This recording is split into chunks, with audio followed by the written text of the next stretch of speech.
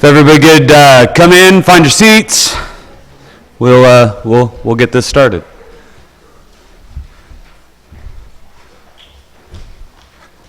You gentlemen want to go ahead and close the doors there in the back? Thank you.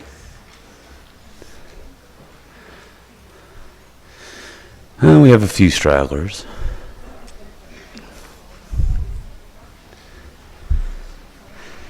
Well, good morning and welcome to the 24th Annual Arkansas Holocaust Education Conference. On behalf of the committee, whose names are listed on page 2 of your program, we'd like to welcome you and thank you for participation and support. I'd like to take a moment to direct you to look at the back of your program and recognize our sponsors with a huge thank you, especially to the Arkansas Humanities Council and the Jewish Federation of Arkansas for their generous and continued support. Thank you.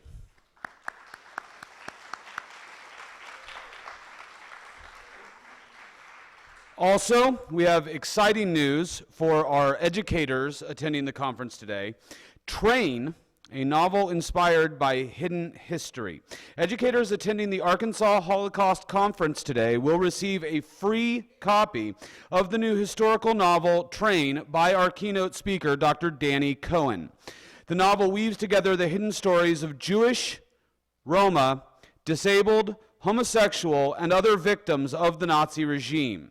Over 100 copies have been donated to the conference by the Unsilence Project, a new educational nonprofit dedicated to giving voice to taboo and marginalized narratives of human rights and atrocity.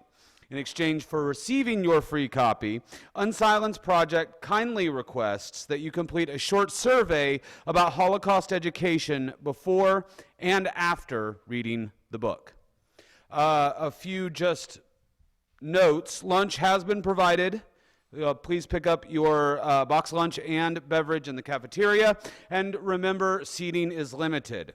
Please note also that the breakout sessions are concurrent. When room capacity has been met, the session will be closed. Please have alternative choices so you can move quickly to another session before it begins. On that note, if you'll look in your handout, room 259 with Jacqueline Littlefield has been moved to 114.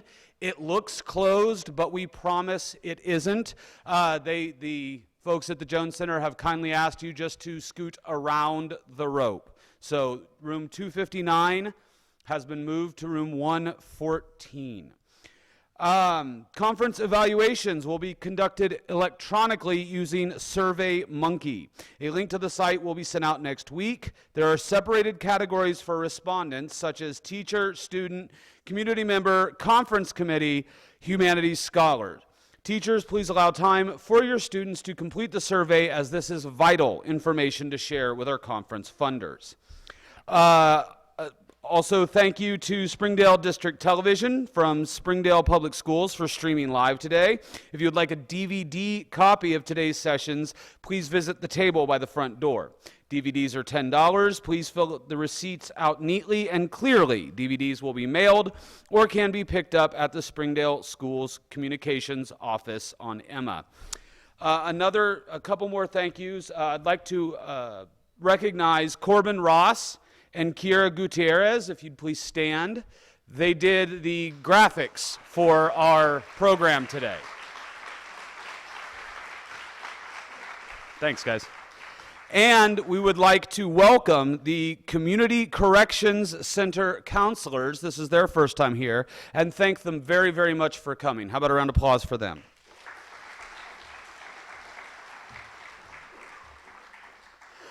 Before I introduce Dr. Danny Cohen, our keynote speaker for the day, I'd like to take just a minute to ask a philosophical question that is inextricably linked to our topic question: victim, perpetrator, bystander, rescuer, who will you be?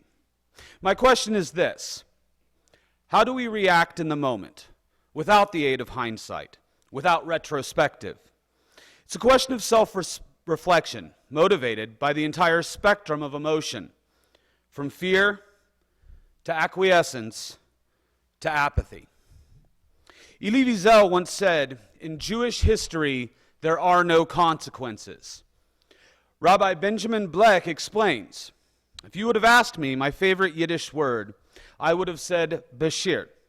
It translates into the idea that Wiesel so beautifully captured as an aphorism in this quote: the seemingly haphazard, random, and arbitrary events that compromise the story of our lives begin to form a coherent and purposeful narrative when we view them from a divine perspective.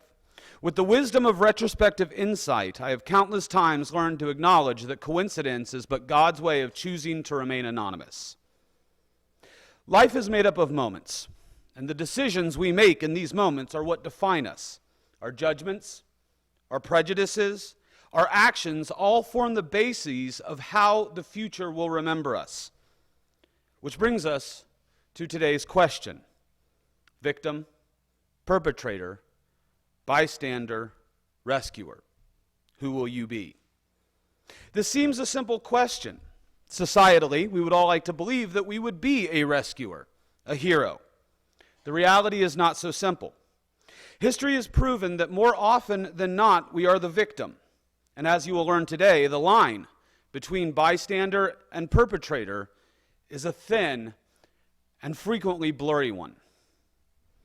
My own aphorism, that my students are all too tired of hearing, is that history repeats itself because no one listens. This is why we tell the stories of the Holocaust. This is why we feel the need to show the horrors that were inflicted on Europeans by Europeans, on human beings by fellow human beings, to show that we cannot sit idly by when we know we must speak, that we must not be silent. I firmly believe that Holocaust studies are more vitally important now than ever, for a multitude of reasons. The first is that the generation of young people who are sitting in this auditorium right now, you are the last generation that will be able to meet, to interact with those who have survived this catastrophic event of history. It is through you that these stories must live on. Without those who remember and those who will speak, the Holocaust can be relegated to history as another 5-minute blurb in your history class. It is vital that you learn these stories and tell them so that those who suffered through this event did not do so for naught. The more culturally literate we are, the harder it becomes to scapegoat another culture, another minority, another religion. I'll conclude my remarks this morning with a little more rabbinical wisdom from Rabbi Noah Weinberg. He said, people often avoid making decisions out of fear of making a mistake. Actually, the failure to make decisions is one of life's biggest mistakes. We speak, we decide, we stand up. Or we stand by, we turn away, we ignore. The choice is yours and yours alone. Victim, perpetrator, bystander, rescuer. Who will you be? Our keynote speaker today is Dr. Danny Cohen. Dr. Cohen is a learning scientist, writer, and education designer specializing in how collective understandings of Holocaust victimhood impact pedagogical design. His work focuses on helping educators and their students explore the interdependency of victimhoods and its implications for learning lessons from violent histories. Dr. Cohen is an assistant professor of instruction in the School of Education and Social Policy at Northwestern University, teaching courses on education and social program design. He is an appointed member of the Illinois Holocaust and Genocide Commission, a member of the advisory board for the British journal, The Holocaust in History and Memory, and was a faculty fellow of the 2013 Auschwitz Jewish Center Fellows Program. His newest work, Train, focuses on integrating Jewish, Roma, disabled, homosexual, political, and other victims of Nazism within Holocaust education. It is my great honor to introduce Dr. Danny Cohen.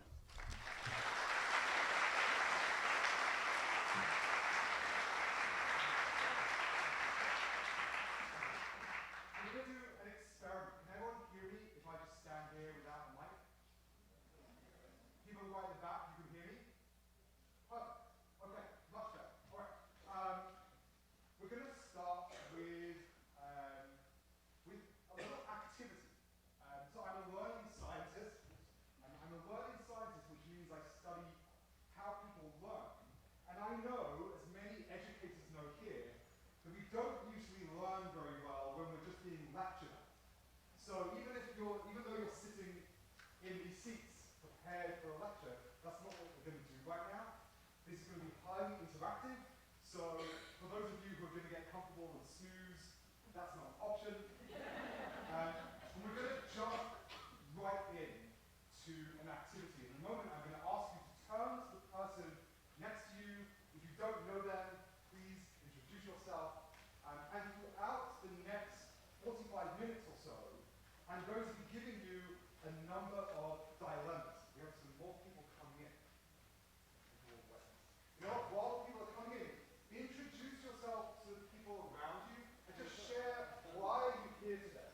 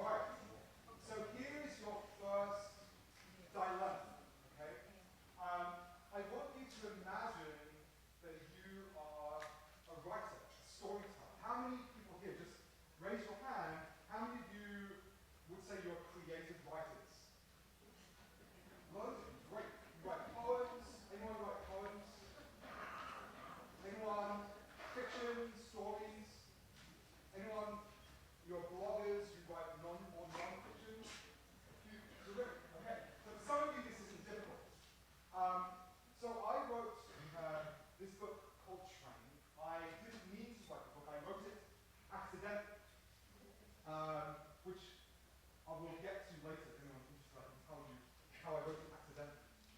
There's a scene early on in the book that I'm going to share with you that will introduce you to a character.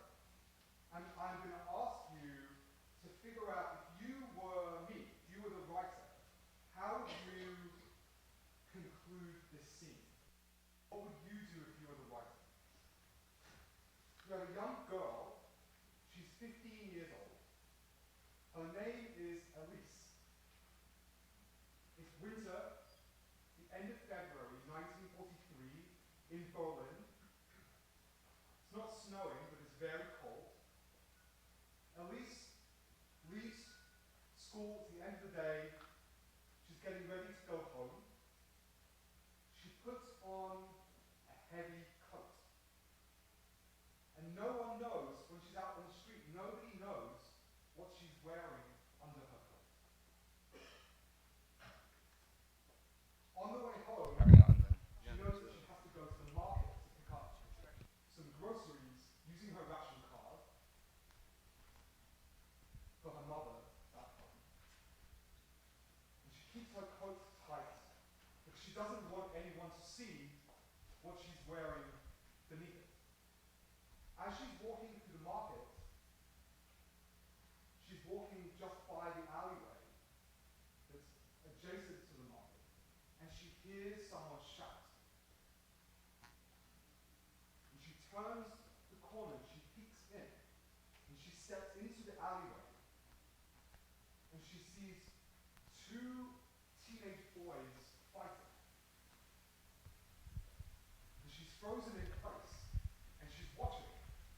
And one boy, oh, great. Is that help? Is that better? Oh, okay, fantastic. All right.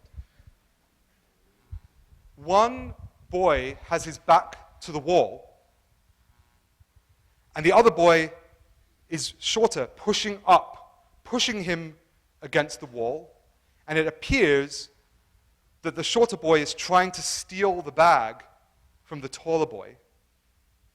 And Elise is frightened, and she's frozen, and she can't stop watching this scene. And suddenly, the boy who's holding the other boy against the wall pulls out a knife. If you were writing this scene, in this scene where we're in Elise's head, we're from her perspective, how would you continue this scene? I want you to take just 60 seconds, turn to the people around you. If you were the writer, how would you finish this scene?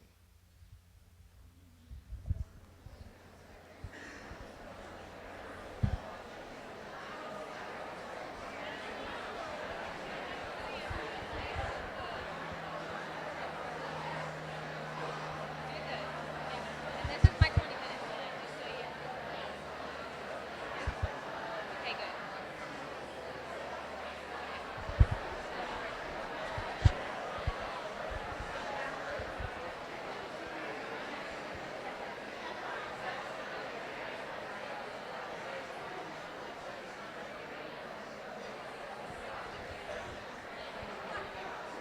Okay. We're going to come back together.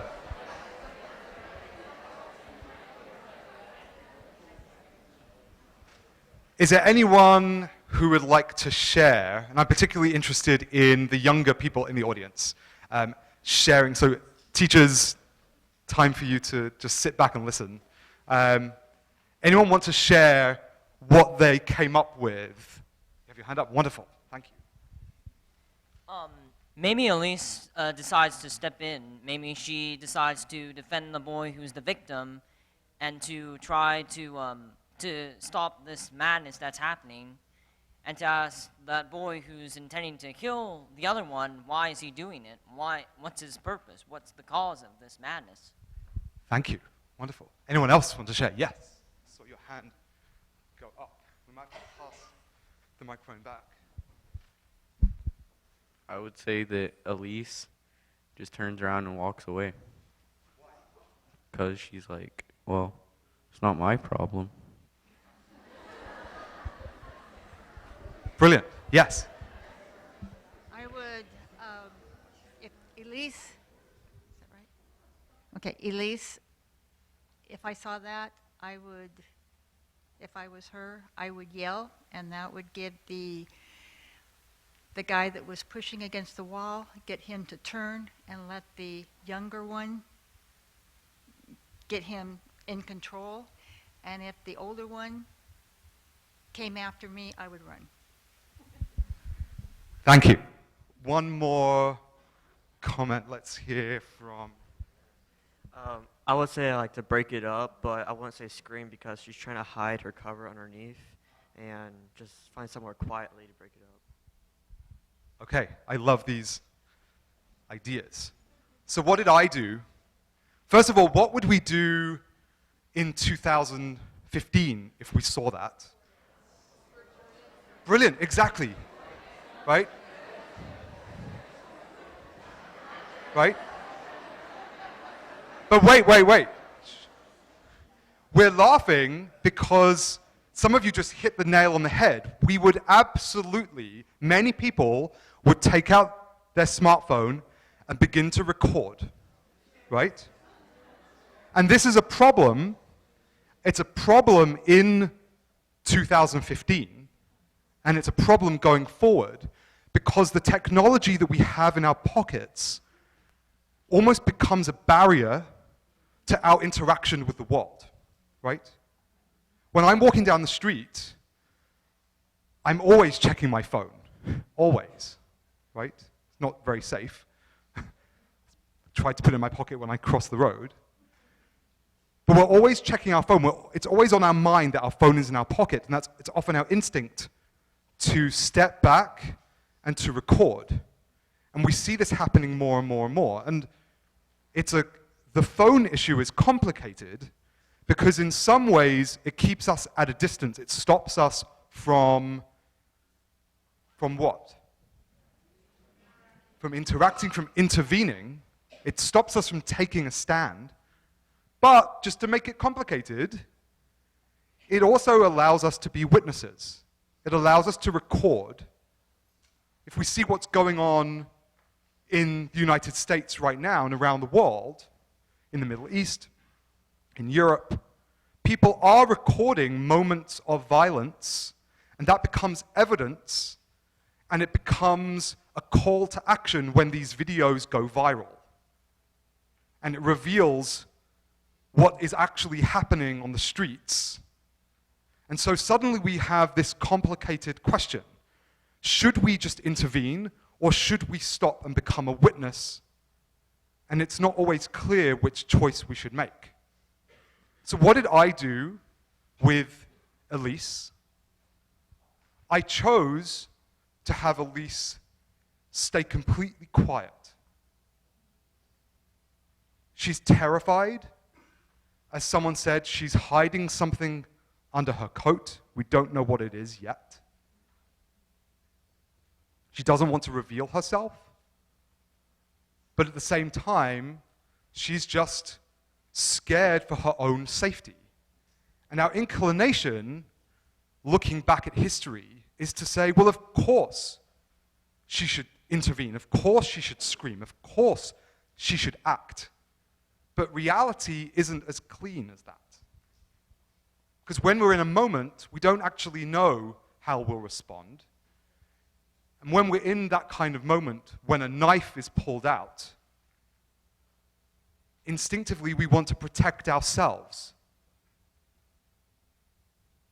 So when we create these stories, when we tell these stories as writers and as educators, we often will lean on the stories and the narratives that become a hero's tale. But are the heroic tales of rescuers and upstanders, are they really realistic? Are we setting the bar too high? Are we forgetting that actually it's really hard to act? Do we need to actually look at moments where people did not act for hidden reasons, for maybe very good reasons? Keep that in mind as we go forward. I'm going to give you another dilemma. It's going to feel like it's unrelated, but it's not. I want you to imagine that you work in a museum, you design museums. So in a moment, you're going to turn to the people around you, and you are a little design team working for a museum. Which museum do you work for? You work in New York. You work for the National September 11th Memorial Museum, the 9/11 Memorial Museum. And I want to give you a real dilemma that these museum designers faced not so long ago. There was a big debate in designing the 9/11 Memorial Museum. The question was, what do we do, where do we place, what do we do with the terrorists who committed the atrocities on 9/11? Why was this a debate? Anyone?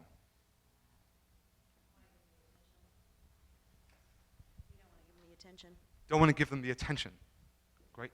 Who else? Yes. Their importance, see what they caused, or if it's good, see how bad it is. Yeah. So we have this tension immediately, right? We don't want to give them the attention. We don't want to honor them. But at the same time, maybe we need to include them in the museum in order to understand the full context of the event. Who were amongst the people who shouted loudly, "We do not want to include the terrorists in the museum"? The victims' families, right? Why? Feel free to shout out. Yes. They considered it immoral. Well, that's all I have. So they considered it immoral. They maybe considered this, they perceived the memorial as a museum, a memorial to their families. How can we possibly include the photographs of the murderers? Right? Any other thoughts? Any other arguments for why we should not or why we should include these terrorists? Maybe the families didn't want to be reminded every time they see these pictures, reminded of the perpetrators. Families, every time they visit the memorial, maybe they don't want to be reminded. There's another person with their hand up. I was just thinking in the form that we should put them in is that we need to remember why we're making this memorial, and we need to remember what we need to fix in order to make sure nothing like this ever happens again. So that's an argument to include the terrorist hoax. One more comment, and then I'm going to give you a little task.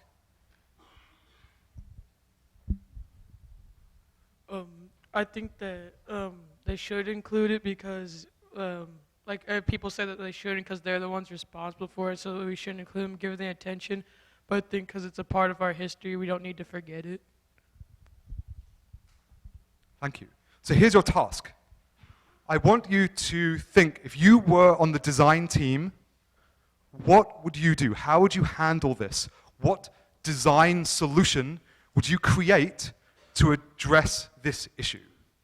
Take, again, just 60 seconds, talk to the people around you. What would you do if you were working for the museum?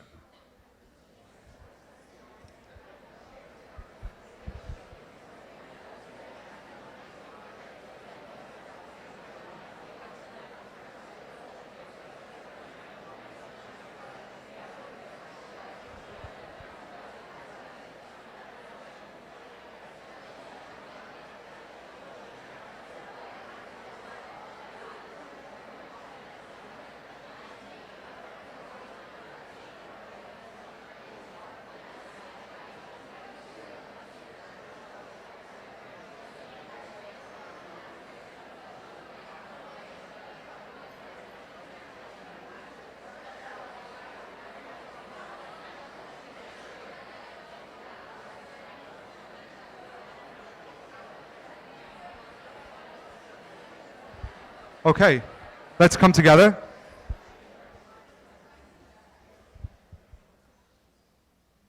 Who would like to share their solution? Somebody who hasn't spoken yet today. Can see people at the back.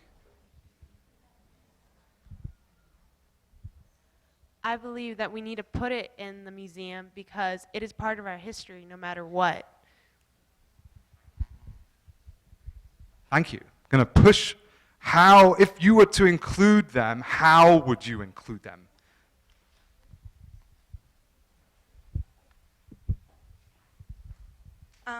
That if we included them, you need to include them because you can't just have it where people don't know that there are people out there like that. Because if people live in that false sense of security that there aren't other people out there who want to hurt them or want to do something like that, then they won't know how to handle that, and they won't know that what's going on. And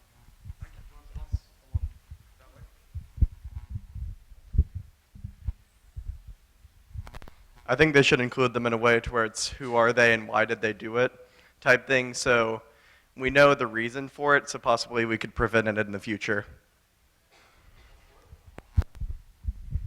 I think they should include it, but if they do, make it more separate so it doesn't because that could be really painful for the families and of that, so they would make it a separate area for them so they can still have their honor respects part and then have the separate part so we can be reminded of that.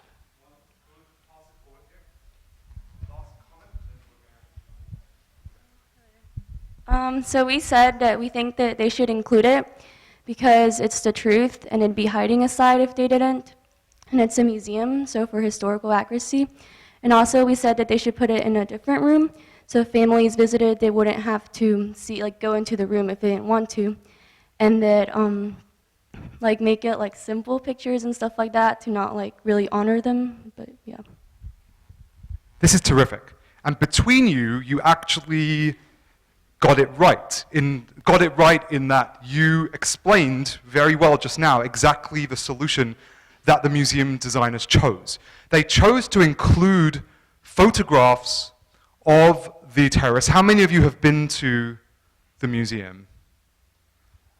A handful of you, okay. They chose to include them, but they chose to keep them separate, in a separate section.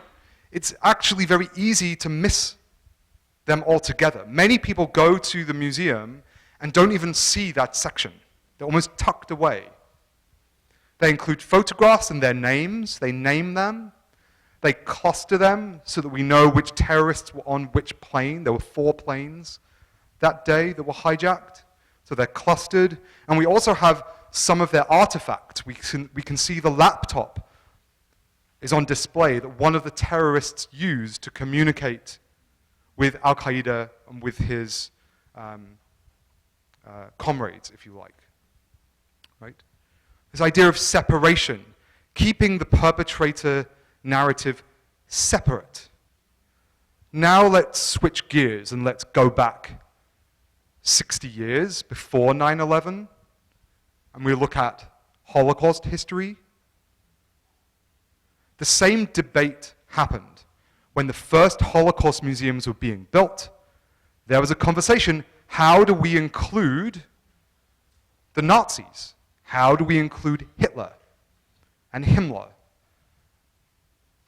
and the Nazi leadership? Do we include their photographs? How do we include them? How many of you have been to a Holocaust museum? Many of you. How many of you have been to a Holocaust museum where the perpetrators of the Holocaust, the Nazis, are kept aside, separated, you can easily miss them? You have? When I went through Tulsa, and they may have it off to a side, I might have missed it, but when I went through the Tulsa one, it deals more with the culture of the Jewish communities than it does directly with the Holocaust. That's really interesting. I did not know that. Yeah, okay. Every Holocaust museum that I've been to, the perpetrators of the Holocaust are embedded within the narrative. Right? You can't miss them. They're all the way through. Isn't it fascinating that in Holocaust museums, the perpetrators are woven in to the story? In the 9/11 Memorial Museum, the perpetrators are pushed aside. What's going on here? Why do Holocaust museums integrate the perpetrators, the Nazis, usually seen in their uniforms? Why do Holocaust museums so often educate us about Nazi ideology?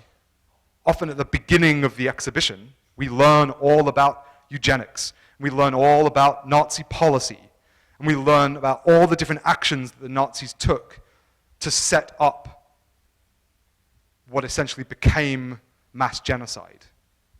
Why is it that Holocaust museums are usually designed in that way, but the 9/11 Memorial Museum keeps the perpetrators to the margins? Yes.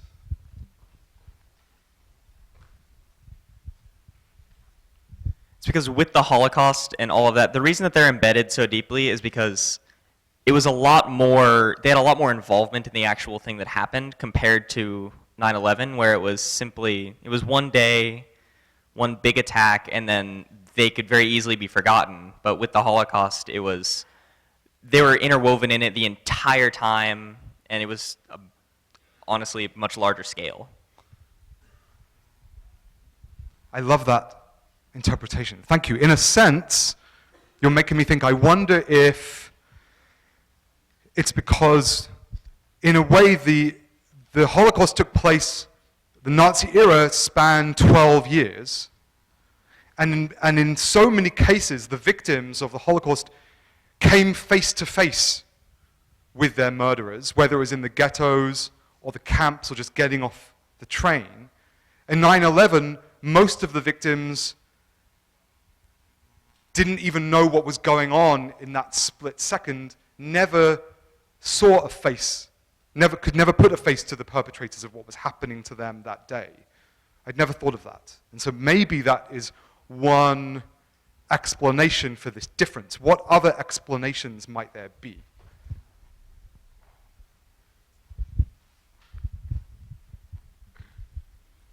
These days, Nazis don't feel as real to us as modern terrorists, because terrorists are still around. They still exist today, and we still think of them as a threat. We don't think of Nazis as a threat in this day and age, so we feel more comfortable talking about them. That's brilliant. So what we often see in Holocaust museums, as I just mentioned, is when we come up to the point in the exhibition where we learn about the Nazis, how do we usually see them? They're wearing their uniforms, usually. In a sense, by thinking about Nazis in uniforms, we're maybe keeping ourselves at a distance from them. There are many photographs that are easily accessible of Nazi leaders on their wedding days, at the beach with their children, posing for family photographs. But we don't usually include those photographs in Holocaust museums. We include the photographs of Nazis in their uniforms or in a suit, looking very official. Because maybe we want to keep ourselves at a distance from them. We want to say, they're not like me. I could never be capable of doing that. The photographs of the terrorists in the 9/11 Memorial Museum, what are they wearing in those photographs? They're wearing everyday clothes. They're passport photographs. They look like us. They're wearing modern outfits. If we integrate the terrorists, maybe we run the risk of saying they are just like us.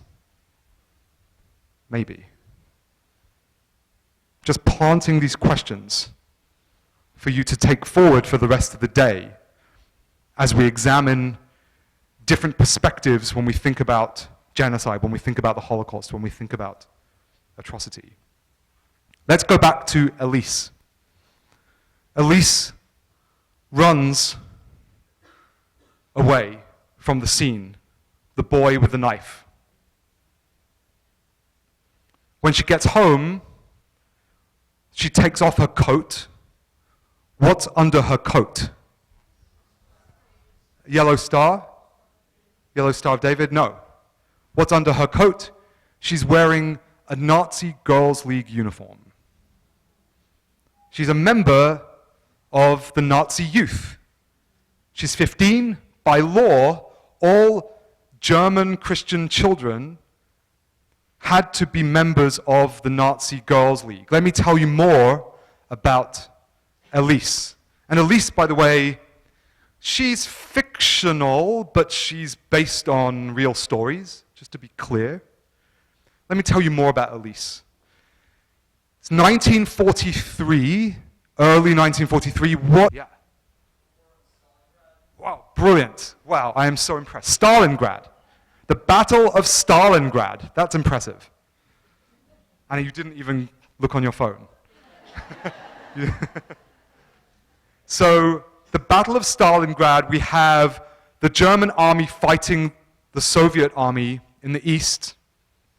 And Elise's father is a soldier in Stalingrad. He's missing in action. She hasn't heard from him. Her mother hasn't heard from him for a few weeks. They don't know what happened to him. But he's fighting for the German army. Elise's mother, we come to learn, is a Nazi sympathizer. She is a vehement anti-Semite. She hates Jews. She hates Roma, or gypsies, as they're also known. So Elise is in her Nazi uniform. Her father is fighting for Hitler. Her mother is an anti-Semite. How would we describe Elise? Everyone just take a moment just to think, where do we place Elise within this history? Anyone want to share? Where do we place Elise and her family? How would we describe them? Yes. I think we would have to think realistically about what she knows culturally and what she knows what's going on around her. So I think we would place her at a distance and think of her as more of evil. I would say we wouldn't show sympathy for her if anything happened to her, because we are more we more have sympathy for the Holocaust and the Jews that we wouldn't think of her as a family girl. We wouldn't think of her life as something that we would relate to. So. Brilliant answer. Let me tell you something else about Elise. Elise discovers something about her family. Her brother, her younger brother, Victor, died a few years ago, before the story begins. She thinks about him all the time. He died of typhus in a hospital. And then we discover, and Elise finds out, that her brother did not die of typhus. We discover, as Elise knows and knew all her life, her brother was mentally disabled, and she discovers, and her father discovered, that Victor was murdered by Nazi doctors because he had a disability. So Elise, this girl that hides her Nazi uniform under her coat, this girl whose father is fighting for Hitler, this girl whose mother is a vehement anti-Semite. Her brother was murdered because he was disabled by the Nazi government. Take a moment, turn to the people around you. Where do we place Elise in this history? Are they perpetrators? Are they victims? Are they both? Or are they something else?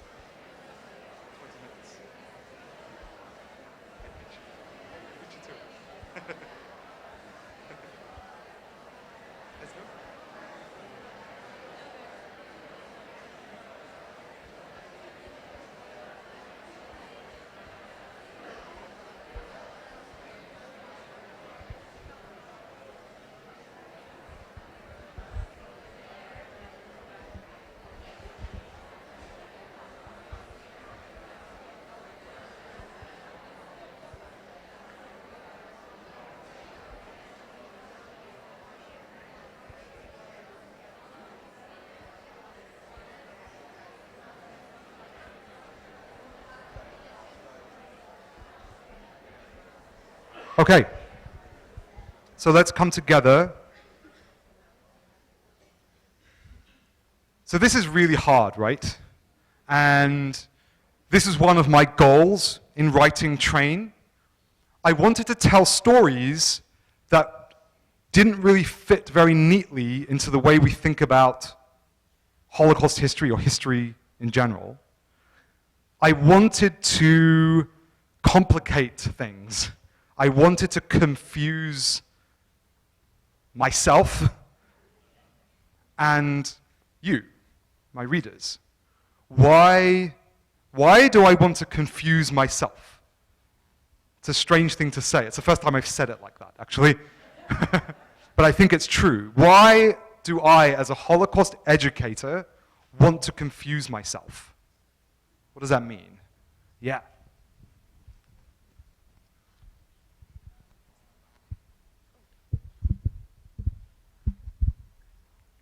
I think that you might want to confuse yourself, like to kind of challenge yourself, because if it was like easy, if you could really tell, like whether they fit into a victim or a perpetrator, like then you could like really tell. But if like you confuse yourself and you're not really sure which one, you think it really makes you think about like which one it really is, and really makes you think about the whole situation. Anyone else want to add something?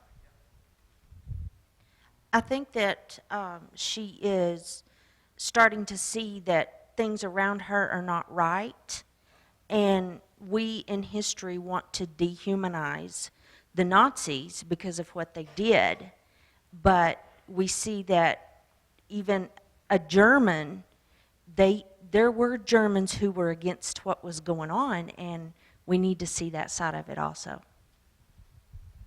And there were so-called Aryan Germans who were for what was going on, but also had in some way their own trauma, and you just talked about the idea of dehumanizing the Nazis themselves, right?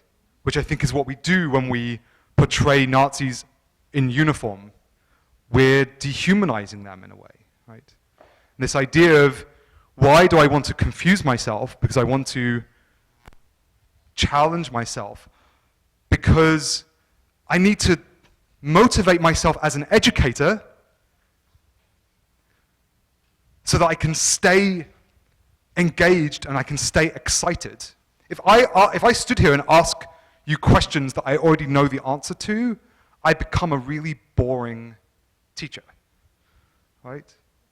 The teachers in the room nodding your heads. If you find yourself asking a question that you already know the answer to, check yourself, because maybe you're going to sound really boring because you're already assuming what the students are going to say. Maybe you need to reframe the question in a way that actually makes you think more deeply. Well, I'll take a comment in a second. How many of you here who are in school plan to be teachers?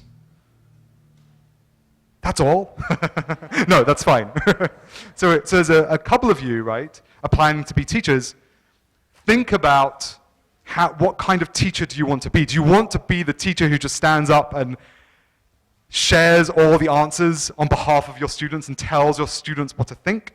Or do you want to be the teacher that actually struggles with questions and then suddenly the learning experience becomes exciting? I also think, like, since some people, whenever people say something, they just say because they don't understand. But whenever we think about it, if we heard that a German, some people didn't want to, like Elise. They were forced to because her parents. But I don't think it's because they knew that her brother was killed till they actually finally realized that it wasn't their fault, or if they should still be like one of Nazi or like a bystander. I love this, right? You're really starting to unpack for us the complexities of the situation, right? Where do we really place Elise's family, and how does it change the way we perceive this family, right? This stereotypical German family, if you like. Yes? As an educator, I think if we don't challenge ourselves and question ourselves and we present it to the students as this is fact, they never take the opportunity to question it. And I think it's important that they think for themselves and be able to question that, then take what you say and be rote memorization and repeat it over and over. Thank you, that's exactly right. I mean, sometimes when we take tests, we have to remember facts for the test, right? But the best tests and the best assignments are the ones that allow you as students to really explore a question, sometimes even a question that maybe has never been asked before. Yes. And I think it also goes to the point of that we're lifelong learners and we should never stop learning. And every day I learn so much from my students, so you never know what they could spark in you to make your lesson better going forward the next day, the next years. So we're going to start wrapping up. I have like 10 minutes maybe? Okay, so I want to ask you a question, and I don't know the answer to this question. Why did Hilberg in the 1970s create this paradigm of victim, perpetrator, bystander? This idea didn't really properly exist explicitly until fairly recently, just sort of about 30, 40 years ago. Why was that paradigm created in the first place? And the theme of today's conference is victim, perpetrator, bystander, rescuer, who will you be? Right? But what we've maybe, hopefully, realized in the last 45 minutes is that it's not so clear-cut. Yet we still have this paradigm, these categories that are talked about and taught all the time? Why was it created, and why do we keep teaching it? Yes. So one thing that a history teacher of ours at Springdale says is that history is a gray area, and so that maybe this paradigm was come up with because you try to put some black and white in a gray area. I love that. Thank you. Another comment right here. I think he may have created that system so that we would think about it, so that there would be something that teachers could use to examine and to kind of make kids think about, like, well, you are supposed to put these people into these specific slots. But by doing so, by telling them to do that, the children discover that it's not so cut and dry. I love that. I think you're speaking to the idea that rules are made to be broken. I think sometimes we create a theory, we create a framework in order to get some kind of understanding, but to really engage in a framework, we have to realize that it's a simplification. And we have to go beyond the framework and realize that there are these gray areas, as you said, right? There are these blurry lines. There are people who fit into multiple categories. There are people who move from one category to another. There are even victims, and this is another story point in Train. There are some people who are members of persecuted communities who also hold prejudices against other minority communities. How many of us know somebody in our own family who fits into a category of a minority, maybe experiences prejudice?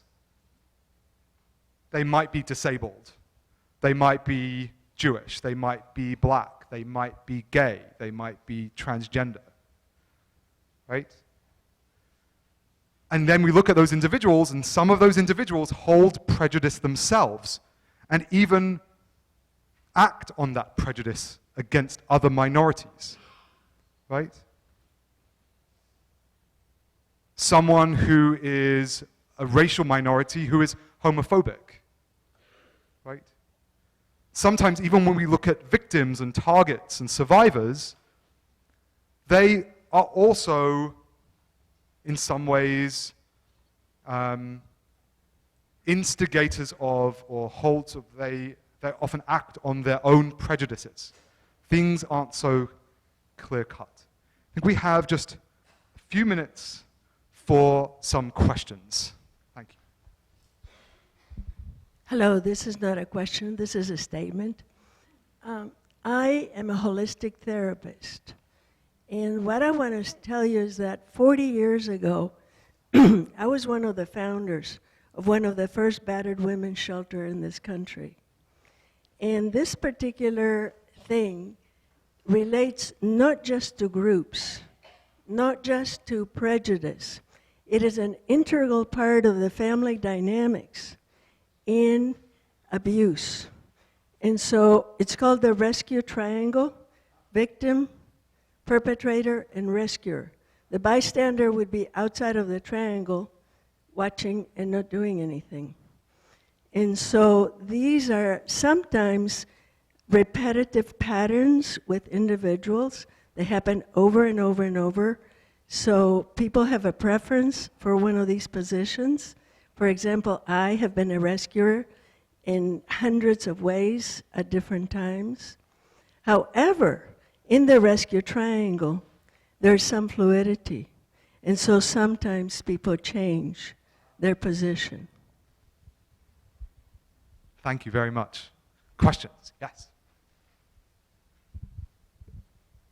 What you said about the rules are made to be broken, society has pretty much made it a rule that you should be a bystander and go get someone else to help. But doing that, by the time you get help, they could have, the perpetrator could have already left, and the victim could have already been like really upset or even hurt. But in punishing that person might make the victim feel better, but it when it helped them with what actually happened. You're making me think of the idea that we really shouldn't be too quick to judge. Sometimes when we see someone who we might see as a bystander, who is just an onlooker, who didn't act, we don't know what choices were spinning around their head in that moment that prevented them from taking action. Maybe something had happened to them before, and it turned out really badly when they tried to help, and they don't want to repeat that. Or maybe they do want to go and get help from somewhere, but they don't have the opportunity, that something goes wrong. That's not to excuse ourselves and to say that we can talk ourselves out of taking action, but we need to be careful not to judge others. Who are bystanders? I think the bystander category is really complicated. I think we can judge those who choose to perpetrate violence. I think we can judge them. We need to judge them. There are laws on the books that help us bring them to justice, right? But when it comes to being a bystander, I think sometimes we too easily try to tell ourselves and tell our students and tell our children and tell our communities, you need to take a stand. You need to be an upstander. And if you don't, I think we maybe say, if you don't, there's something wrong. You did something bad. And I think that's dangerous. That's dangerous territory. We're not in the business of making people feel bad or guilty, but we are in the business to help people be really clear about their choices, to really reflect carefully on their own actions, depending on the context, and to then figure out their own next steps. Right. Thank you very much. I am going to be around for most of the day, so if you want to come and talk in the breaks, I would love it. As you go into the next sessions, keep these questions in mind. Am I being presented a framework? Great, but what are the blurry parts of that framework? What are the questions that I want to ask that I really don't know the answer to? Thank you very much. Thank you for participating. It's an honor to be here. Thank you.